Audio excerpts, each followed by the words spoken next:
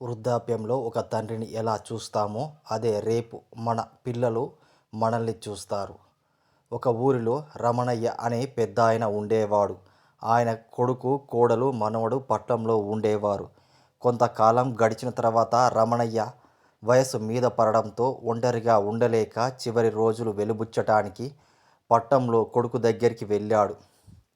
కానీ పట్నంలో అతనికి ఎదురైన పరిస్థితి ఇంత బాధాకరంగా ఉంటుందని ఎవరు ఊహించలేరు. చేతులు వణుకుతూ, చూపు మందగించి, అడుగు కూడా వెయ్యలేని పరిస్థితిలో ఉన్నాడు రమణయ్య. వారంతా కలిసి రాత్రి భోజనం ముగించారు. కానీ వణుకుతున్న చేతులతో రమణయ్య సరిగ్గా తినలేదు.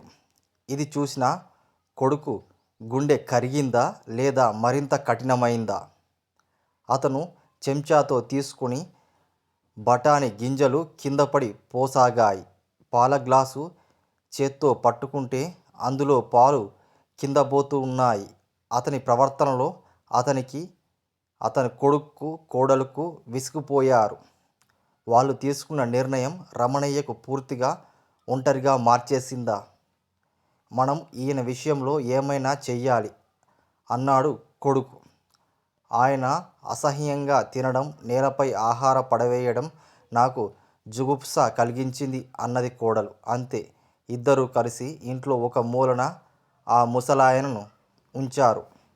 ఈ అవమానం చూస్తూ ఆయన మాత్రం ఏడుస్తూ మౌనంగా ఉండిపోయాడు. ఒక చిన్న చెక్క బల్ల వేసి దానిపై అన్నం వడ్డించారు. చెక్క పాత్రలో ఆయనకు పాలు పోశారు. తాతయ్యను అలా చూసిన మనవడికి దుఃఖము పొంగుకొచ్చింది. కానీ ఏమీ చేయలేక ఉండిపోయాడు. ఆ మౌనం ఒకరోజు మాటగా మారుతుందని ఆ తల్లిదండ్రులు ఊహించలేరు. ఒకరోజు తన కొడుకు పెరట్లో చెక్క ముక్కలతో ఏదో తయారు చేస్తుండడం గమనించారు.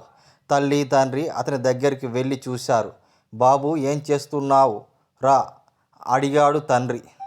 4 ఏళ్ల పిల్లాడు చేసిన పనికి వాళ్ళ జీవితాన్నే మార్చేసింది.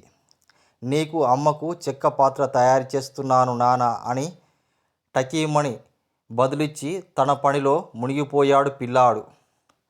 ఆ పిల్లవాడి మాటలు విన్నాక వాళ్ళ గుండెలు ఎలా పగిలాయో వినండి.